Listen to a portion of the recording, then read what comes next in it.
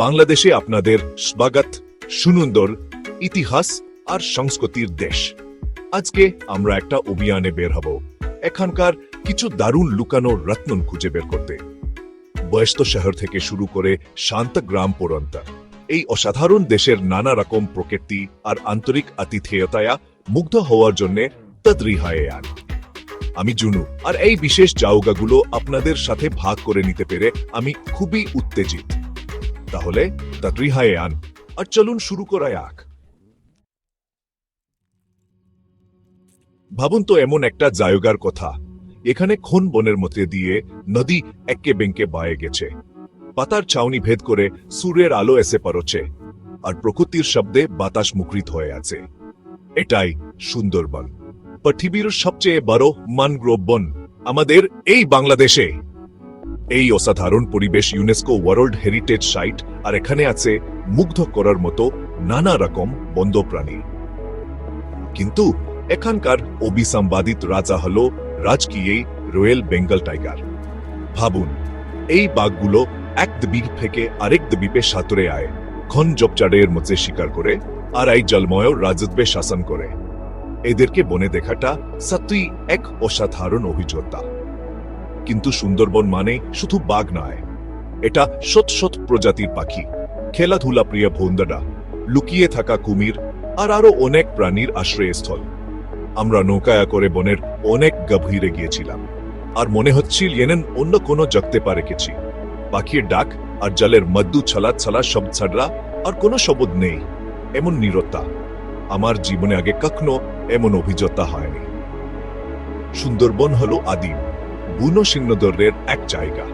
এটা প্রকৃতির শক্তি আর গুরুত্বের কথা মনে করিয়ে দেয়, আর এমন একটা জায়গা ইয়া ছেড়ে আওয়ার পরেও অনেক দিন আপনার মনে থাকবে। কক্সবাজার দেখে মুগ্ধ হওয়ার জন্য তদ্রিহায়ান পৃথিবীর দীর্ঘতম প্রাকৃতিক সমুদ্র সত্যের ঠিকানা। 120 কিলোমিটারেরও বেশি দীর্ঘ এই সত্য। যারা সমুদ্র ভালোবাসে তাদের জন্য একটা স্বর্গ। ভাবুন, সোনালী বালির ওপর খালি পায়ে হাঁটছেন, হালকা গরম থেউ এসে পায়ে লাগছে, আর নোনা বাতাস আপনার চুলে খেলা করছে। স্বপ্নগুলো এমনি হয়।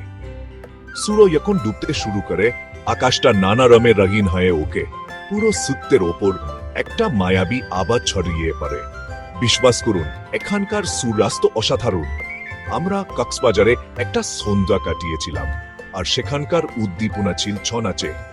বালির ওপর পরিবারগুলো পিকনিক করছে, বাচ্চারা খুঁড়ি ওড়াচ্ছে, আর ফেরিওয়ালারা মজার মজার রাস্তার খাবার বিক্রি করছে।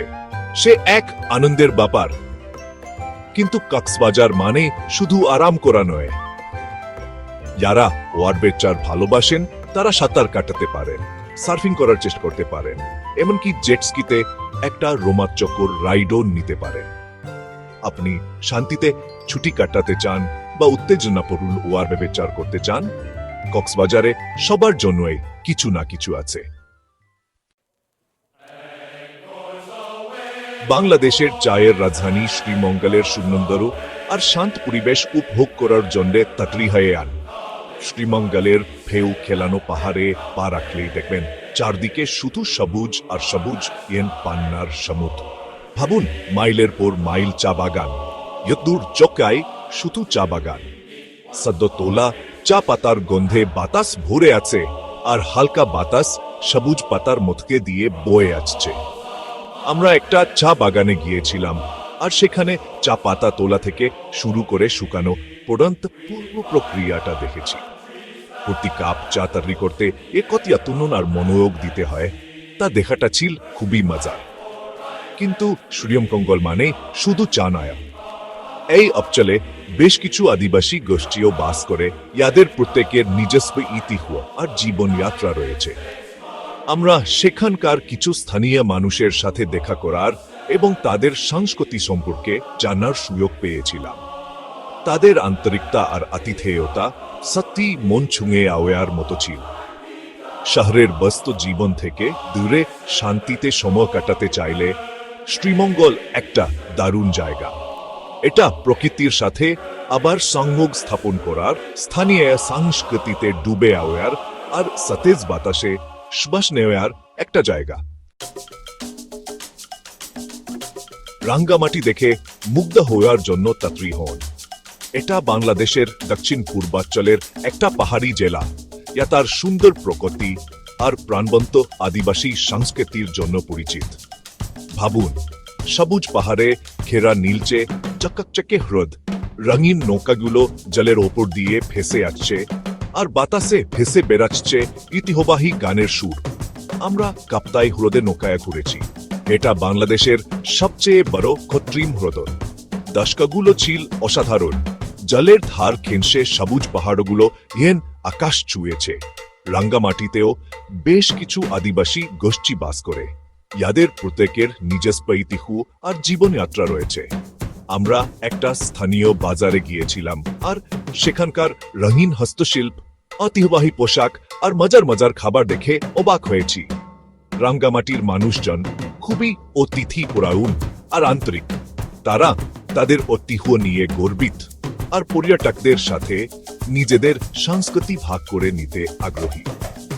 আপনি প্রকৃতিকে সংস্কৃতি অনুভব করতে চান, অথবা শুধু শহরের কোলাহল থেকে দূরে থাকতে চান, রাঙ্গামাটি এমন একটা জায়গা যা আপনার মনে একটা গভীর ছাপ ফেলবে।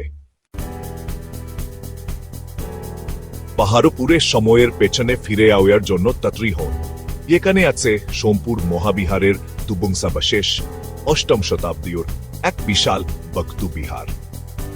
এই ইউনেস্কো ওয়ার্ল্ড হেরিটেজ সাইটটি বাংলাদেশের সমৃদ্ধ ইতিহাস আর স্থাপত্যের অসাধারণ নিদর্শন। ভাবুন, এই বিশাল চত্বর জুড়ে হাঁটছেন, জটিল টেরাকোটার কারুকার দেখে মুগ্ধ হচ্ছেন, আর ভাবছেন সেই সব ভিক্ষুদের কথা যারা একসময় এখানে থাকতেন আর পড়াশোনা করতেন। এটা সত্যি এক অসাধারণ অভিজ্ঞতা। বিহারটির বিশালতা দেখে অবাক হতে হয়। বলা হয় এশিয়া জুড়ে 10,000-এরও বেশি ভিক্ষু আর পণ্ডিতা এখানে থাকতেন, যা এটিকে শিক্ষা আর ধর্ম চর্চার এক প্রধান কেন্দ্র করে তুলেছিল। আমরা ঘন্টার পর ঘন্টা ধরে এই বংশাবশেষ ঘুরে দেখেছি, এর ভেতরের গল্পগুলো বোঝার চেষ্টা করেছি। জটিল কারুকার, ভালোভাবে সংরক্ষিত কাঠামো আর শান্ত পরিবেশ আমাদের অতীতে ফিরিয়ে নিয়ে গিয়েছিল। পাহাড়পুর বাংলাদেশের গৌরবম অতীতের কথা মনে করিয়ে দেয়, আর যারা ইতিহাস স্থাপত্য ভালোবাসেন তাদের জন্য এটা অবশ্যই দেখার মতো একটা জায়গা, অথবা যারা শুধু প্রাচীন সভ্যতার জাদু অনুভব করতে চান। তাহলে এই হলো বাংলাদেশের 5টি অসাধারণ লুকানো রত্ন। সুন্দরবনের বন্যপ্রাণীর আশ্রয়স্থল থেকে শুরু করে পাহাড়পুরের প্রাচীন বংশাবশেষ পর্যন্ত এই দেশে সব ধরনের ভ্রমণকারীর জন্যই কিছু না কিছু আছে। আশা করি এই ভিডিওটা আপনাদেরকে আপনাদের ভ্রমণের তালিকায় বাংলাদেশকে যোগ করতে উৎসাহিত করবে। এটা আন্তরিক আতিথেয়তা, অসাধারণ প্রাকৃতিক সৌন্দর্য আর সমৃদ্ধ সংস্কৃতির একটা দেশ, যা আপনার আরো বেশি করে দেখার ইচ্ছা জাগাবে। এই অভিযানে আমার সাথে যোগ দেওয়ার জন্য ধন্যবাদ, আর আরো দারুণ সব ভিডিওর জন্য দয়া করে আমাদের চ্যানেলটি সাবস্ক্রাইব করুন। বাংলাদেশের সেরা পর্যটন কেন্দ্রগুলোর এই যাত্রায় আমাদের সাথে যোগ দেওয়ার জন্য ধন্যবাদ। আরো ভ্রমণ অনুপ্রেরণার জন্য লাইক, শেয়ার এবং সাবস্ক্রাইব করতে ভুলবেন না।